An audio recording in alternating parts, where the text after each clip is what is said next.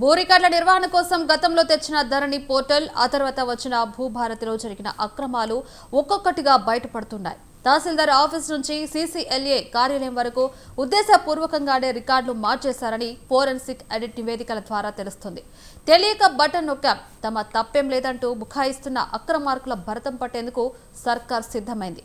ఈ వ్యవహారంపై వారం రోజుల్లో విచారణ కమిటీ తుది నివేదిక ఇచ్చే అవకాశం ఉండగా బాధ్యులపై చర్యలు తీసుకునేందుకు ప్రభుత్వం సిట్ ఏర్పాటు చేయనున్నట్లు చర్చ జరుగుతుంది.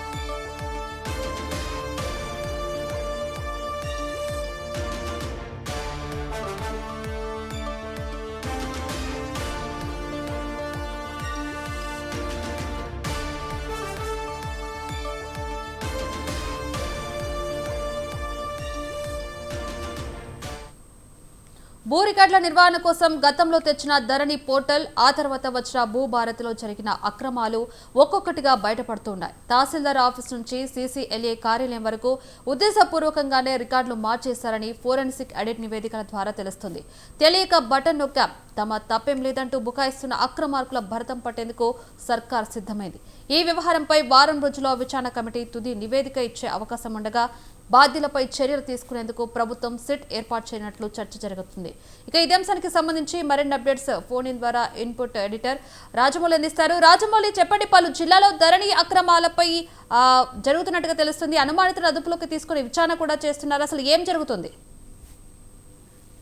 లవణ్య, మొత్తం మీద తెలంగాణ రాష్ట్రంలో గత ప్రభుత్వంలో కావచ్చు, ఇప్పటి ప్రభుత్వంలో కావచ్చు, మొత్తం మీద 2020 నుంచి వెళ్ళి అప్పటి ధరణి పోర్టల్ కావచ్చు, ఇప్పుడు భూభారత్ పోర్టల్ కావచ్చు, ఈ రెండు పోర్టల్లో అక్రమార్కులు చొరబడి నిజంగా ఆ పోర్టల్ కు సంబంధించినటువంటి గవర్నమెంట్ కు సంబంధించిన ల్యాండ్ ను కబ్జా చేస్తూ ఏదైతే తనకు సంబంధం లేకుండా, తనకు ఓటీపీ రాకుండా ఒకరి పేరు నుంచి ఇంకొకరి పేరు మీదకి బదలాయించడం, అంటే అది చట్టవిరుద్ధమైన పని. కానీ వారు బదలాయించి సుమారుగా 10,000 ఎకరాల భూమార్పిడి జరిగినట్టు కూడా ఏదైతే ఇప్పటి వరకు అధికారులు సూచించారో, ఒక తహసీల్దార్ ఆఫీస్ నుంచి వెళ్ళి సీసీఎల్ కార్యాలయం వరకు కూడా ఉద్దేశపూర్వకంగా రికార్డులు మార్చేశారని ఫోరెన్సిక్ ఆడిట్ నివేదిక ద్వారా తెలుస్తుంది. ఈ నేపథ్యంలోనే మనం చూస్తే జయశంకర్ భూపాలపల్లి జిల్లా కావచ్చు, అదే విధంగా గన్పూర్ కావచ్చు, అదే విధంగా ఏదైతే జనగామ జిల్లాలో గన్పూర్ కావచ్చు, జనగామ జిల్లా కావచ్చు, అదే విధంగా సంగారెడ్డి, రంగారెడ్డి,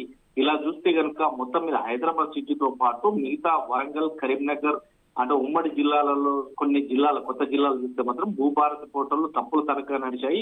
ఎవరికి సంబంధించిన వరకు వారు ఆ లావాదేవీలు చేసుకున్నట్టు తెలుస్తుంది. ఇప్పటికే కలెక్టర్లు కొంతమందిని కూడా ఎంక్వైరీ చేసి ఇదే నేపథ్యం లోపల అరెస్టు చేస్తారు అని చెప్పేసి ఎఫ్ఐఆర్ కూడా నమోదైనట్టు తెలుస్తుంది. మొత్తం మీద సుమారుగా 10,000 ఎకరాల భూమార్పిడి మాత్రం జరిగిందనేది రికార్డులో ఉంది. అదే విధంగా కొంత రిజిస్ట్రేషన్ ఫీజులు కూడా, అంటే రిజిస్ట్రేషన్ ఫీజులు గవర్నమెంట్ ఖాతాలోకి రాకుండా తన పర్సనల్ ఖాతాలోకి వెళ్ళడానికి, దానికి కూడా భూభారతి కావచ్చు, పోర్టల్ ద్వారా కావచ్చు, ఈ రెండు పోర్టల్ లోపల ఏదైతే మీ సేవ కేంద్రాలుగా ఎంచుకున్నటువంటి నేపథ్యంలో జరిగినట్టు మొత్తం మీద భూ లావాదేవీలు అండ్ రిజిస్ట్రేషన్ కు సంబంధించినటువంటి చాలన్ కు సంబంధించిన డబ్బులు, ఈ రెండింటిని భూములు డబ్బులను ఇలా కాజేసినటువంటి గ్యాంగ్ సిఫారసు ఎంతవరకు ఉందంటే చాలా వరకు చేతులు తడితేనే గానీ భూభారత్లో కావచ్చు, లేదంటే అప్పుడున్నటువంటి ధరణిలో కావచ్చు, ఇప్పుడు కూడా పోర్టల్లో వారు పని చేయలేదని చెప్తున్నారు. ఇప్పటి వరకు చూస్తే ధరణి పోర్టల్లో అనేసి కోర్టును కాంగ్రెస్ ప్రభుత్వం తప్పని స్థితిలో కంటిన్యూ చేయాల్సింది వచ్చింది. అయితే ఒక్కొక్కటిగా లోపాలు బయటపడుతుండో ధరణి ఆర్కిటెక్చర్ ను భూభాగం నుంచి భూభారత్ చట్టానికి అనుగుణంగా మార్చుకొని సర్దుబాటు చేస్తూ వచ్చారు. కానీ పాత ఆర్కిటెక్చర్ పొరపాట్లు కనిపించడంతో ఫోరెన్సిక్ ఆడిట్ అక్రమాలు చిట్టా బయటపడిందని భూభారత్ చట్టం రూల్స్ కేకు ఆక్రమించిన నేపథ్యంలో ఎన్ఐఏ ఆధ్వర్యంలో మాత్రం కొత్త వెబ్సైట్ రూపొందిస్తున్నారు. ఈ క్రమంలోనే పాత ఆర్కిటెక్ట్స్ లోని లోపాలను అధ్యయనం చేయడానికి కమిటీని పనిచేస్తున్నట్టు కూడా ప్రచారం జరుగుతుంది. కానీ కొత్త వెబ్సైట్ ను రూపొందించే వరకు రిజిస్ట్రేషన్లు మోటివేషన్ నిలిపివేయమని, అందుకే పాత ఆర్కిటెక్చర్ కొనసాగించాలని చెప్తున్నారు. ఈ నేపథ్యంలో రెవెన్యూ అధికారులు, సిబ్బంది, ధరణి ఆపరేటర్లు, దళారుల పాత్రపై దర్యాప్తు జరుగుతుందని, కొంతమంది పైన ఎఫ్ఐఆర్ నమోదు, కలెక్టర్ ఆదేశాలు జారీ చేశారని, భూభారతి సాఫ్ట్వేర్ లోను ఏదైనా పైన విచారణకు సర్కార్ సిద్ధం కానుందన్న నేపథ్యంలో తెలుస్తుంది. కానీ రిజిస్ట్రేషన్ ఛార్జీల మళ్లింపులో మాత్రం 4,100 అనుమానాస్పద లావాదేవీలు జరిగినట్టుగా గుర్తించారు. మొత్తం మీద ఏదైతే ఈ వివరాలను మంత్రి పొంగులేటి అధికారులకు సమర్పించారు. ధరణి అక్రమాలపై మాత్రం సీఎం రేవంత్ రెడ్డితో పాటు మంత్రి పొంగులేటి మధ్య చర్చలు జరుగుతున్నాయి. ఇప్పటికీ 2020 నుంచి 2026 మే వరకు జరిగినటువంటి లావాదేవీల లోపల ఇప్పటి వరకు ఎన్ని కోట్ల రూపాయలు అంటే సుమారుగా 100 కోట్ల రూపాయలు మారాయి, చేతులు మారాయి. ఎందుకంటే పక్కదారి పట్టాయి, గవర్నమెంట్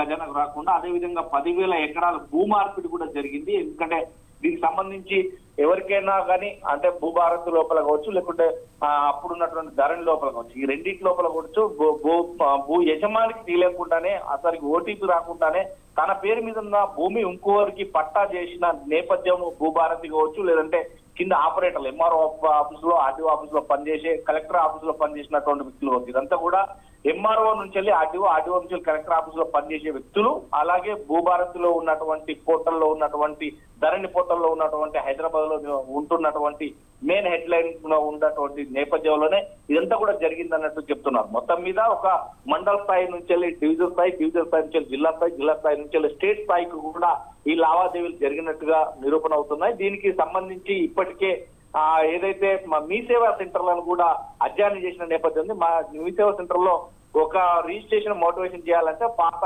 రిజిస్ట్రేషన్ సంబంధించి తన డాక్యుమెంట్ ను చేస్తున్నారు. ఈ నేపథ్యంలో అది గవర్నమెంట్ కు చేరిందా లేదా అని చెక్ చేయకుండానే రిజిస్ట్రేషన్ దాఖలాలు రిజిస్ట్రేషన్ చేసినటువంటి నేపథ్యం, మోటివేషన్ చేసినటువంటి నేపథ్యం ఉంది. ఇవన్నిటికి కూడా చర్మగీతం పాడడానికి తెలంగాణ ప్రభుత్వం కంకణం కట్టుకున్నప్పటికీ ఇప్పటి జరిగినటువంటి ఏదైతే భూభారత్ పోర్టల్ లోపల కూడా తప్పులు తనఖగా ఉన్నట్టు అనుమానాలు వస్తున్నాయి. ఈ నేపథ్యంలో ఎప్పటికప్పుడు లావాదేవీలను ఆపేసి ఇప్పుడు దాన్ని రికవర్ చేస్తున్నట్టుగా తెలుస్తుంది. మొత్తం మీద ఏదైతే కరీంనగర్, వరంగల్, అదే విధంగా హైదరాబాద్, నల్గొండ ఈ జిల్లాల లోపల, ఉమ్మడి జిల్లాల లోపల జరిగినటువంటి అవకతవకలు మాత్రం బయటకు తీస్తున్నారు. ఇదే విధంగా జయశంకర్ భూపాలపల్లి జిల్లాలో సుమారుగా 300 ఎకరాలు అనేది వినిపిస్తుంది. అదేవిధంగా జనగామ లోపల 870 ఎకరాలు భూభారత్ లోపల కావచ్చు, లేకుంటే ధరణి లోపల కావచ్చు మారిందని తెలుస్తుంది. ఇక 1000 ఎకరాలకు సంబంధించి కొన్ని కోట్ల అంటే 100 కోట్ల రూపాయలకు వెచ్చించిన హైదరాబాద్ నేపథ్యంలో హైదరాబాద్ లో సంగారెడ్డి, రంగారెడ్డి జిల్లాలో కూడా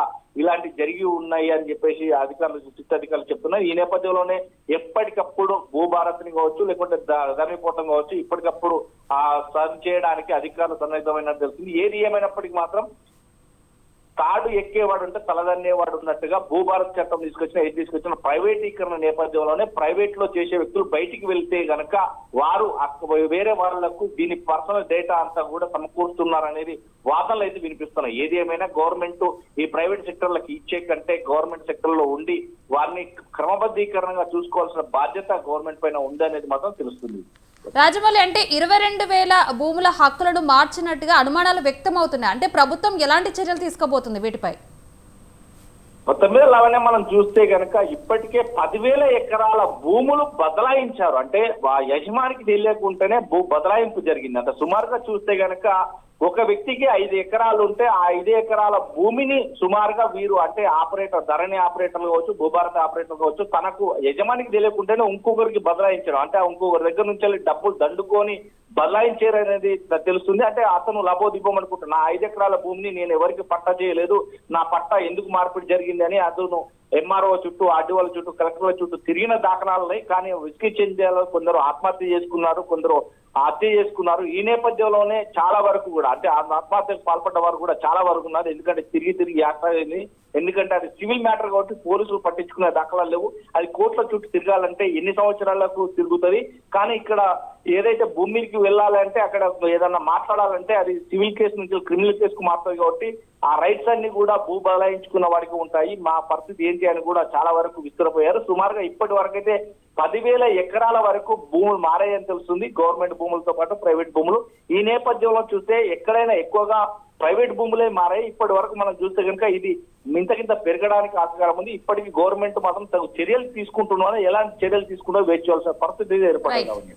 రైట్, థ్యాంక్ యూ రాజమౌళి.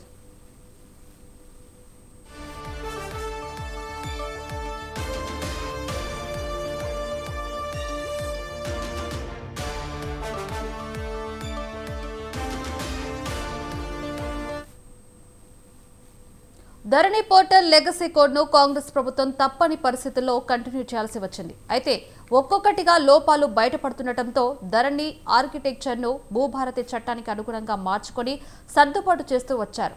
పాత ఆర్కిటెక్చర్లో అనేక పొరపాట్లు కనిపించగా ఫోరెన్సిక్ ఆడిట్లో అక్రమాల చిట్టా బయటపడింది. భూభారతి చట్టం రూల్స్కి అనుగుణంగా ఎన్ఐసి ఆధ్వర్యంలో కొత్త వెబ్సైట్ రూపొందిస్తున్నారు. ఈ క్రమంలోనే పాత ఆర్కిటెక్చర్లోని లోపాలను అధ్యయనం చేయడానికి కమిటీ పనిచేస్తున్నట్లు ప్రచారం జరుగుతోంది. కొత్త వెబ్ పోర్టల్ను రూపొందించే వరకు రిజిస్ట్రేషన్లు అలాగే మ్యూటేషన్లు నిలిపివేయాలని, అందుకే పాత ఆర్కిటెక్చర్ను కొనసాగించాల్సి వస్తుందని చెప్తున్నారు.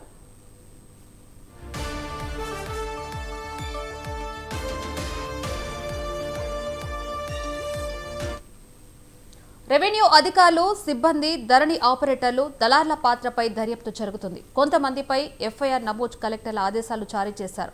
భూభారతి సాఫ్ట్వేర్ లోసుగులపైన విచారణకు సర్కార్ సిద్ధం కానుంది. ఈ నేపథ్యంలోనే రిజిస్ట్రేషన్ ఛార్జీల దారి మళ్లింపులో 4,100 అనుమానాస్పద లావాదేవీలు గుర్తించారు.